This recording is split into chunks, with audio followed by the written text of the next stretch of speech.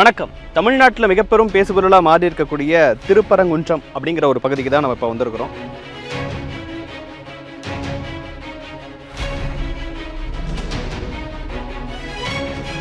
இந்துக்களும் முஸ்லீம்களும் எவ்வளோ இணைஞ்சு வழிபாட்டு முறைகளை செஞ்சிட்ருக்காங்க, ஒன்று மணி பழகிட்டு இருக்காங்கிறத நம்ம காமிக்கலாம். இந்து முஸ்லீம் ஒற்றுமையாக தான் இருக்காங்க. அது எப்பயும் அப்படியே இருக்கும், எப்போவுமே இருக்கணும். அவங்களுக்கு இந்து மக்கள்லேருந்து எவ்வளோ உதவி, நாங்கள் வரும்போது எங்களுக்கு அரிசி பருப்பை தூக்கிட்டு வந்து ஹெல்ப் பண்ணுவாங்க அவங்க, அப்படிங்கிற விஷயங்கள்லாம் அவங்க நிறைய விஷயங்களை ஷேர் பண்ணிக்கிட்டாங்க. அதை தோலை உரித்து வெட்டி கொடுக்குறது பரமசிவன்னு ஒருத்தர் இருந்தார். ரொம்ப காலகாலமாக பண்ணுவார்.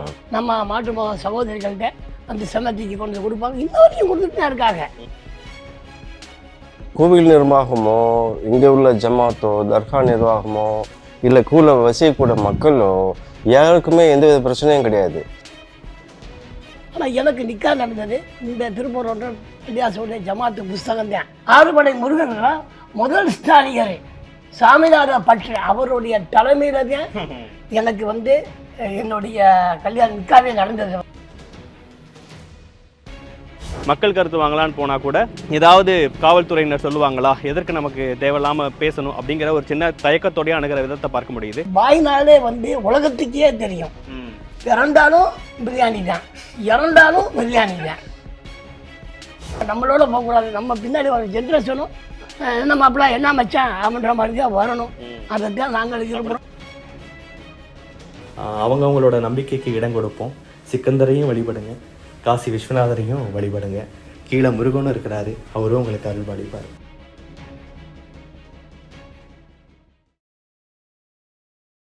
வணக்கம். தமிழ்நாட்டில் மிகப்பெரும் பேசுபொருளாக மாறி இருக்கக்கூடிய திருப்பரங்குன்றம் அப்படிங்கிற ஒரு பகுதிக்கு தான் நம்ம இப்போ வந்திருக்கிறோம்.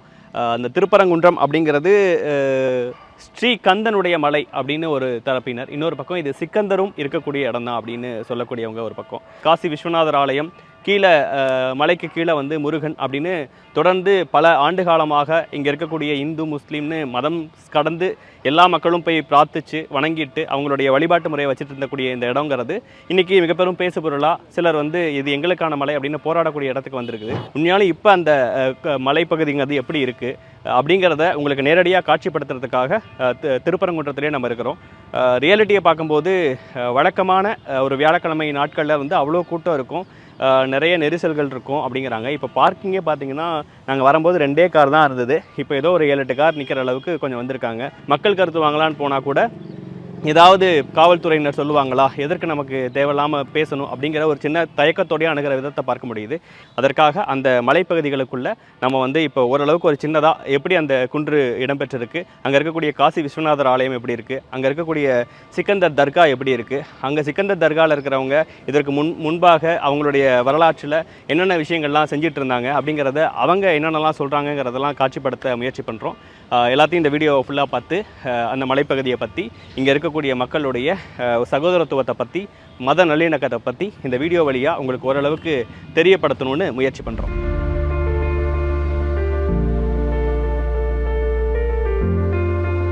திருப்பரங்குன்றம் மலைப்பகுதியில் தான் நம்ம இப்போ ஏறிக்கிட்டு இருக்கோம். உங்களுக்கு தெரியாத கான்ட்ரவர்சிஸ் கிடையாது.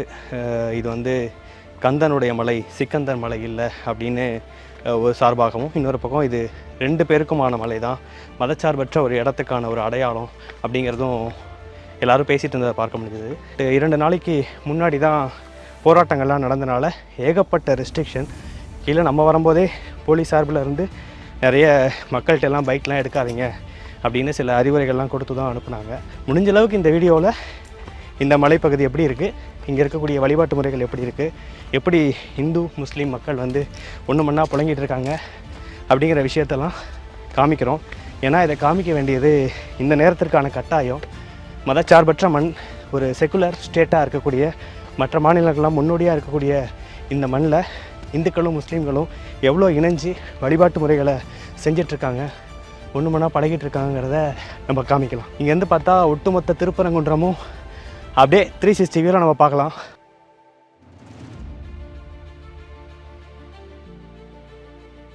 நம்ம ஏறிட்டு இருக்கும்போதே 2-3 இஸ்லாமிய சகோதரிகள் இறங்கி வந்தாங்க.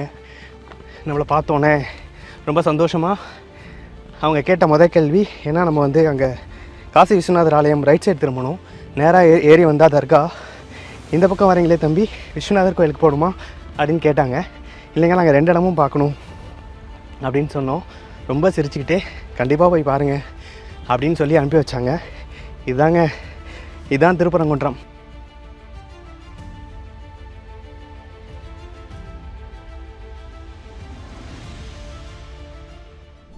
தர்கா மேலே இருக்கக்கூடிய சிக்கந்தர் தர்கா அந்த இடத்துக்கு தான் வந்திருக்கிறோம். அங்கே வந்து வழக்கமான இந்த ஒரு வியாழக்கிழமை அப்படிங்கிற ரேஞ்சில் செம்ம கூட்டமாக இருக்கும், நிறைய பேர் இங்கே வருவாங்க அப்படின்னு சொன்னாங்க.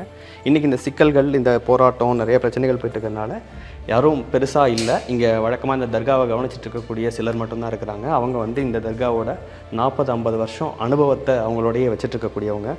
வழக்கமாக இந்த தர்கா எப்படி இருக்கும், இங்கே இருக்கக்கூடிய மக்கள் எப்படி இருப்பாங்க, அவங்களுக்கும் இந்த இடத்துக்குமான ஒரு அனுபவம்னு ஒன்று இருக்கும். அவங்களுடைய வாழ்க்கையிலேருந்து இந்த தர்கா பற்றி, இங்கே இருக்கக்கூடிய இன்னொரு காசி விஸ்வநாதர் ஆலயத்தை பற்றி, அவங்க இந்து முஸ்லீம் ஒற்றுமையை பற்றி அப்படிங்கிற விஷயங்களை அவங்கள்ட்ட நம்ம பேசலாம். வாங்க ஐயா, வணக்கம். வணக்கம் சார், வாங்க உட்காருங்க. உங்களுக்கு இந்த தர்கா பற்றி நீங்கள் கொஞ்சம் சொல்லுங்கள். இந்த வரலாறு பற்றி, இந்த மக்கள் பற்றி, எத்தனை வருஷமாக நீங்கள் இந்த தர்காவை பார்த்துக்கிறதுல முறை வச்சு ஒவ்வொருத்தங்களும் பார்த்துக்கிறதுலாம் இருக்குது. நீங்களும் பல வருடங்களாக இங்கே இருக்கீங்க. உங்களுடைய பார்வையிலேருந்து இந்த வரலாறு பற்றி சொல்லுங்களேன். அதாவது சிக்கந்தர் பாதுஷான்றவங்க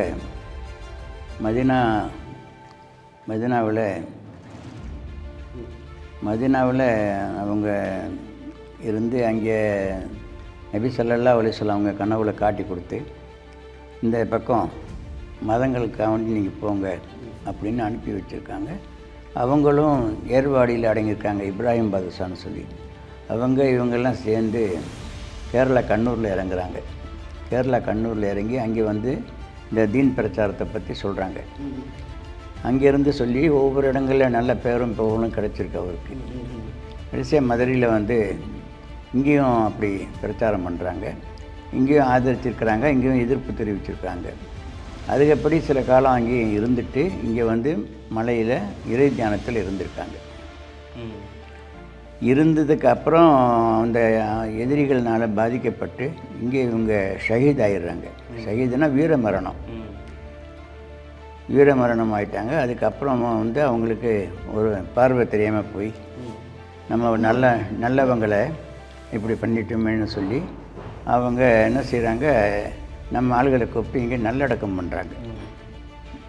மலை மேலே வந்து எந்த இடம் நல்ல இடம் அப்படின்னு பார்க்குறாங்க. இந்த இடம் நல்லா இருக்குன்னு சொல்லி இந்த இடத்துல இந்த குகையில் வந்து அடக்கம் பண்ணுறாங்க.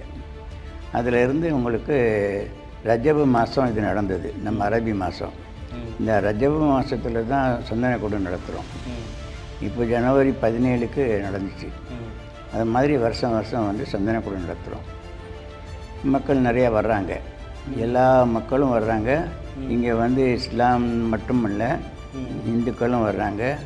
மற்றபடி முடியாதவங்க, அதாவது ஆஸ்பத்திரியில் பார்த்து கேட்காத வைத்தியம் வந்து இங்கே வந்து ஒரு 3 நாளைக்கு ஒரு 7 நாளைக்கு இருந்துட்டு போனால் அவங்களுக்கு சௌகரியம் ஆகிடுது. அதுக்குப்படி அவங்க நல்லா வேண்டிக்கிட்டு காணிக்கை செலுத்திட்டு போயிடுறாங்க. இதுக்கு இப்படி நடந்துட்டு இருக்குது. ஆனால் வந்து இங்கே வந்து பிரச்சனை கிடையாது. இப்போ தான் சமீபத்தில் பிரச்சனை ஆகியிருக்கு. ஆனால் இங்கே வழக்கமாக நீங்கள் உணவு முறை இல்லை அதெல்லாமே வழக்கமாக இப்போ எப்படி குறிப்பிடுறாங்களோ அப்படி தான் இருக்குங்களா? ஆமாம், அப்படி தான் இருக்கும். இதில் நல்லபடியாக இருந்தோம். இப்போ வந்து அதெல்லாம் இல்லாததுனால நம்ம வந்து அவங்க சொல்லுக்கு கட்டுப்பட்டு நம்ம கிடைக்கிறத சாப்பிட்டுட்டு இருக்கோம். முன்னாடி எப்படிலாம் இருந்ததுங்க? முன்னாடி வந்து ஒவ்வொருத்தவங்களும் ஒவ்வொரு விதமாக, அதாவது வீட்டிலையே சமைச்சு இங்கே கொண்டாந்து கொடுத்துட்டு போவாங்க. சொல்கிறாங்கல்ல, அன்னதானம் செய்கிறது வந்து பசியாற்றுறது நல்லது தானே. அதனால அங்கிருந்தே ஒரு 11 பொட்டணம் 7 பொட்டணம் இப்படி போட்டு கொண்டாந்து மக்களுக்கு கொடுத்துட்டு போவாங்க. இது வந்து இந்து முஸ்லீம்னு பார்க்காம எல்லாருக்கும் வேண்டிக்கிட்டு போயிருக்காங்க. வேண்டிக்கிட்டு எப்படி நடந்துருச்சுன்னா, இப்போ வந்து அவங்க வர்றாங்க, என் பொண்ணுக்கு கல்யாணம் ஆகாமல் இருக்குது, கல்யாணம் நடந்துருச்சுன்னா உங்களுக்கு கடா அறுத்து பாத்தியா பண்ணுறேன் அப்படின்னு சொல்லி வேண்டிக்கிடுவாங்க. அதே மாதிரி குழந்தை பாக்கியம் ஆச்சுனாக்கா கடா அறுத்து பாத்தியா பண்ணுறேன், இங்கே வந்து முடி இறக்குறேன், அவங்க பேர் வைக்கிறேன், அப்படிலாம் வேண்டிக்கிட்டு போவாங்க. நிறைய நடந்திருக்கு. இப்போ எனக்கு வந்து என்னுடைய இதில் வந்து இப்போ 72 வயசு ஆகுது எனக்கு. இங்கே ஒரு 40 வருஷ காலமாக போக வர இருக்கேன். இங்கே 5 பங்காளிங்க இருக்காங்க, 5 வாரிசுதார்கள் இதுக்கு சேர்ந்தவங்க. அவங்கெல்லாம் வந்து மாறி மாறி வருவாங்க. இருந்தாலும் ஹசரத்தாக நான் தான் இங்கே இருப்பேன். அதிகபட்சம் இருந்ததுனால நமக்கு ஒரு அளவுக்கு நம்ம சர்வீஸில் வந்து நிறைய கடை அறுத்துருக்காங்க இங்கே. அதை வந்து இப்போ என்ன செய்கிறாங்க, இங்கே அறுக்கக்கூடாதுன்றாங்க. இப்போ இங்கே இருக்கக்கூடிய மக்கள் வந்து உங்கள்கிட்ட நல்லா பாசமாக, ஏன்னா இப்போ இன்னொருத்தங்கள்ட்ட பேசும்போது எங்களுக்கு உணவுலாம் கொண்டு வரது அவங்கள தான் இருப்பாங்க, அரிசியை தூக்கிட்டு வருவாங்க, அவங்க தான் வந்து பாதி பொருட்கள் எங்கள்கிட்ட கொண்டு வருவாங்க, நாங்கள் வந்து அண்ணன் தம்பியாக தான் இருப்போம் அப்படின்லாம் சொன்னாங்க. இப்போ சொல்கிறது அப்போ யார்? இது வந்து எங்கள் மலை இல்லை, நீங்கள் வரக்கூடாது, இடத்த மாற்றுங்க அப்படின்லாம் பேசுகிறதெல்லாம் உங்களுக்கு எவ்வளோ கஷ்டமாக இருக்குது? பிடிக்காத ஆளுக்கு செய்கிறாங்க அப்படி, நம்ம யார் குறிப்பிட்டு சொல்ல முடியாதுல்ல. Yes yes yes. பிடிக்காத ஆளுக்கு செய்கிறாங்க அப்படி. நான் இப்போ வந்து இந்த ஊரை பொறுத்தளவுக்கு மாமா மச்சான் அப்படின்ற முறையில் ஹிந்து பிரச்சனை வந்து ஹிந்து முஸ்லீம் ஒற்றுமையாக தான் இருக்காங்க. அதுக்கு ஒன்றும் பாகுபாடு கிடையாது, நல்ல விதமாக தான் இருக்கும். அது எப்பயும் அப்படியே இருக்கும், எப்போவுமே இருக்கணும், இதுதான் நல்லது. இங்கே வந்து உங்களுக்கு நைட்டு 12 மணிக்கெல்லாம் ஆள் வந்திருக்காங்க. நைட்டு 12 மணிக்கு மதுரையில் அவங்க ஒரு வியாபாரம் பார்க்குறவங்க வியாபாரத்தெல்லாம் முடிச்சுட்டு 12 மணிக்கு கடையை அடைச்சிட்டு இங்கே வந்து ராத்திரி படுத்துட்டு காலையில் இறங்கி போயிருக்காங்க. வியாழக்கிழமை அன்னைக்கு அப்படி ஒரு ஜனங்க வருவாங்க. இப்போ இந்த பிரச்சனைனால ஜனங்கள்லாம் இல்லாமல் இருக்குது. சீக்கிரம் அந்த பிரச்சனையெல்லாம் சரியாகி மறுபடியும் முன்னாடி எப்படி இந்த தர்கா இருந்ததோ, எப்படி இங்கே காசி விஸ்வநாதர் ஆலயம் இருந்ததோ, 2 பேரும் எல்லாரும் நீங்கள் சொன்ன மாதிரி மாமா மச்சானா பழகிட்டு இருந்தீங்களோ அப்படியே சீக்கிரம் நடக்கும்னு உங்கள் இறைவன் வந்து அதற்கு தகுந்த நடவடிக்கைகள் எடுப்பார்னு வேண்டிக்குவோம். ரொம்ப நல்லது, ரொம்ப நல்லது. நன்றி நன்றி நன்றி. வழக்கமான ஒரு வியாழக்கிழமை நாள் வந்து எப்படி இருக்கும், எவ்வளோ கூட்டமாக இருக்கும் அப்படிங்கிறதெல்லாம் சொல்லி அவங்க கொஞ்சம் கஷ்டமும் பட்டுட்டு இருந்தாங்க. அவங்களுக்கு இந்து மக்கள்லேருந்து எவ்வளோ உதவி, நாங்கள் வரும்போது எங்களுக்கு அரிசி பருப்பை தூக்கிட்டு வந்து ஹெல்ப் பண்ணுவாங்க அவங்க, அப்படிங்கிற விஷயங்கள்லாம் அவங்க நிறைய விஷயங்களை ஷேர் பண்ணிக்கிட்டாங்க. இங்கே தான் இந்த குழந்தைகள்லாம் இருப்பாங்கன்னு சொல்லிட்டு இருந்தாங்க. குழந்தைங்க தொட்டில்லாம் போடுற இடம்லாம் இருக்கு. இங்கே வந்து பொதுவாக இங்கே வச்சு தான் முடி எடுப்பாங்க. முடி எடுத்து இந்த கீழே இருந்து தான் ஆளை கூட்டு வந்தா, கீழே வந்து இதுக்குன்னு ஆள் இருக்காரு முடி இறக்குறதுக்குன்னு சொல்லிட்டு இந்த தர்காக்குள்ள இருக்காங்க. பாரம்பரியமாக வந்து அவங்க வந்து முடியை வந்து இறக்கிட்டு கீழே அந்த வயதில் தான் அறுப்பாங்க, இதில் தான் இருப்பாங்க. அதுக்குள்ளேயும் சமையல் பண்ணியிருக்காங்க, இங்கேயும் சமையல் பண்ணியிருக்காங்க. இங்கே உட்காந்துங்க எல்லா பேரும் சாப்பிடுவாங்க. ஓ, அது அம்மிக்கல் உரல்கள்லாம் வந்து அதுக்குள்ளே இந்த சமையல் கட்டியே போட்டது. இந்த கறிக்கட்டை இருக்குது, இந்த கீழே இருந்து ஆடு கோழிலாம் எடுத்துட்டு வந்தா வெட்டுறதுக்கு தான் அந்த கட்டையெல்லாம் இருக்கு. இந்த கட்டையெல்லாம் அதுக்கு தான் இருக்குது. அங்கே தொழுகை நடத்துகிற இடம், அது தொழுகை நடத்துகிற அது சமைக்கிற இடம், அது சமைக்கிற இடம். அங்கேயும் சமைப்பாங்க, இங்கேயும் சமைப்பாங்க. உள்ளக்கல மண்டபத்துக்குள்ள கருப்படிச்சு தான் கிடக்கும். Okay okay. ஆமாம், அங்கே உள்ள அந்த பாத்திரங்கள்லாம் அதான் குறிக்குது. ஆமாம், உள்ள பாத்திரங்கள்லாம் அந்த இருக்குது வந்து. நீங்கள் ஒரு முறை வைக்கிறவரா இங்கே? ஆமாம், நாங்கள் 5 பங்காளியில் நாங்கள் ஒரு பங்காளி. கீழே இருந்த பாத்திரம்லாம் கொண்டு வருவாங்க. நாங்கள் அவங்கள கூப்பிட்டு என்ன நடக்குது, விருந்து நடக்கும் அடிக்கடி. யாராவது ஆர்டர் எடுத்தாங்கன்னா, கோழி எடுத்தாங்கன்னா அவங்க என்ன பண்ணாங்கன்னா மிச்சத்தை கீழே கொடுக்க மாட்டாங்க. இருக்கிறவங்களுக்கு எல்லா தொழில் இருப்பாங்க. எங்கள் கூட்டுறவங்கலேருந்து முதற்கொண்டு வந்து ஹிந்து சம்மாக்கா வருவாங்க. 2-3 நாளைக்கு முதல்ல அவங்க தான் இருந்தாங்க. சும்மா பாய் கூப்பிட்டாங்க, அவங்க வரேன்னு சொல்லியிருந்தாங்க. சில இன்ஸ்ட்ரக்ஷன் அவங்க பேர் அதனால வரல. அவங்க வந்து அதாவது எல்லாம் வந்து பார்த்தீங்கன்னா ஏதாவது வந்து அஜருக்கு அறுத்தாலும் கூட வந்து அதை ஓதி அவர் அறுத்துருவார். அதை உரிக்கிறதுல இருந்து அதை வெட்டி வரைக்கும் அவர் வந்து நம்மளுடைய முஸ்லாம் முறைப்படி வந்து அறுத்து கொடுத்துருவார். அஜரத்தை வந்து அதை தோலை உரித்து வெட்டி கொடுக்கறது பரமசிவன்னு ஒருத்தர் இருந்தார். ரொம்ப காலகாலமாக வந்து காலங்காலமாக வந்து அவர் தான் வந்து வெட்டி கொடுப்பார். இப்போ அவருக்கு வயசாகி போச்சு, வரது இல்லை வந்து. ஆனால் காலங்காலமாக அவர் தான் வந்து வெட்டி கொடுப்பாப்புல. கீழே இருக்கிறவங்க வந்து நம்ம மாட்டு சகோதரிகள்கிட்ட வந்து சமத்திக்கு கொண்டு கொடுப்பாங்க. இன்ன வரைக்கும் கொடுத்துட்டு தான் இருக்காங்க. இன்னும் அன்றைக்கி பெயிண்ட்டு கூட அவங்க தான் ஏற்றிட்டு வந்தாங்க. அப்படின்ட்டு அந்த சந்திரகோடுக்கு பெயிண்ட் அடிக்கணும்னு சொல்லி அப்படின்ட்டு எல்லாமே நாங்கள் ஒற்றுமையாக தான் இருக்கோம். அவ்வளோ தூரம் என்னத்துக்கு எனக்கு 68 வயசாகுது. ஆனால் கீழே இருக்க பள்ளிக்கூடத்தில் தான் நான் படித்தேன், சாவடி பள்ளிக்கூடத்தில் அப்படின்ட்டு. அதுக்கப்புறம் அங்கிட்டு இருந்து படித்தோம் வந்து. ஆனால் எனக்கு நிக்கா நடந்தது இந்த திருப்பூர் பள்ளியாசோடைய ஜமாத்து புஸ்தகம் தான். நிக்கா ஒரு மதுரை டவுன் காட்சியார். ஆனால் அதுக்கு தலைமை தாங்க யாருனாக்கு 5 படை 5 அந்த முருகனுடைய 5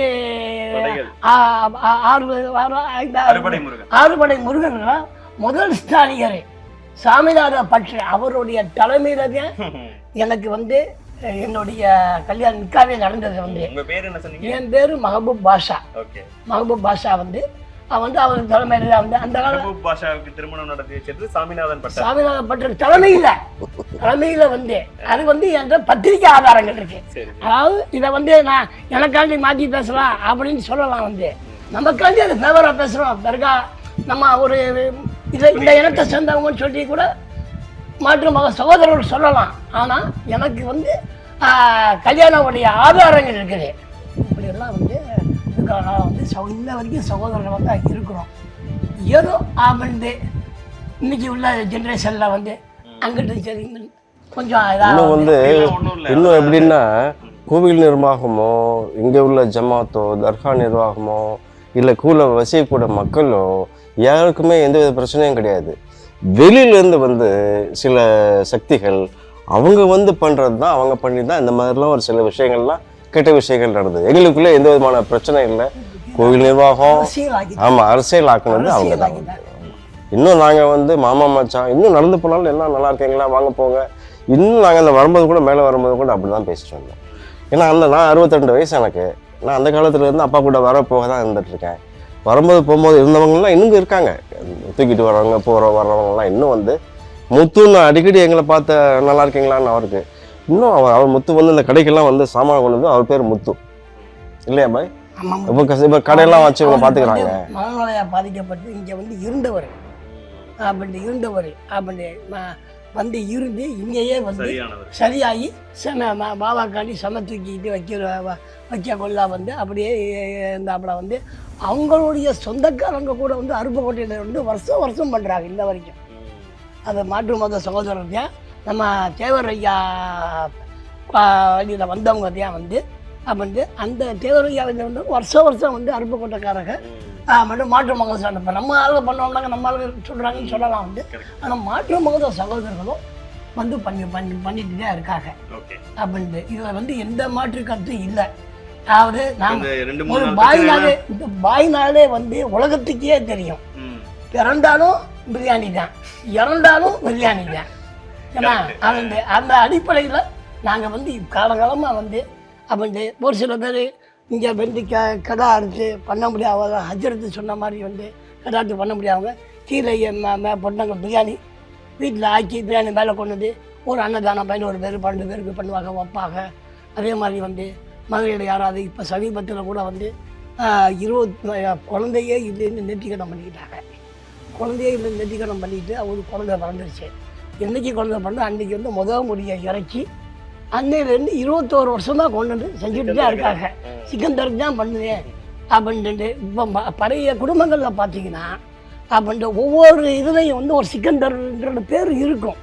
ஒரு குடும்பத்தில் 7 பேர் இருக்காங்க அப்படின்னா அனந்ததி ஃபேமிலி இருந்தாங்கன்னாக்க ஒவ்வொரு சிக்கந்தர்ன்ற ஒரு பேர் இருக்கத்தான் செய்யும் வந்து. இல்லை இன்ன வரைக்கும் அண்ணன் தம்பி மாமா மச்சான் சகோதரர் அப்படிதான் வந்து இனிமேல் அப்படின்னா இறைவனை நாங்கள் பண்றோம். நம்மளோட போகக்கூடாது. நம்ம பின்னாடி ஒரு ஜென்ரேஷனும் நம்ம அப்படிலாம் என்ன மச்சான் அப்படின்ற மாதிரி தான் வரணும். அதைத்தான் நாங்கள் இருக்கிறோம். அந்த இறைவனை வந்து நாங்களும் பிரார்த்தனை பண்றோம். நீங்களும் எங்களுக்காண்டி பிரார்த்தனை பண்ணுங்க. அதற்கு பிறகு நம்ம காசி விஸ்வநாதர் ஆலயத்துக்கும் போகலாம் அப்படின்னு இறங்கணும். இங்கே எப்படி இருந்ததோ அதே மாதிரி காவல்துறையினர் பாதுகாப்பு எல்லா இடமும் கேள்விகள் அப்படின்னு கேட்டுட்டு இருந்தாங்க. மேலே போனால் சாமி கும்பிட்றவங்க அங்கே ஒருத்தர் இருந்தார். நம்ம அங்கேருந்த காசி விஸ்வநாதர் ஆலயத்துக்கும் சென்று அவங்கள்ட்ட அந்த வரலாறுகள் அவங்களுடைய வழிபாட்டு முறைகள்னு பல்வேறு விஷயங்கள் குறித்து பேசணும்.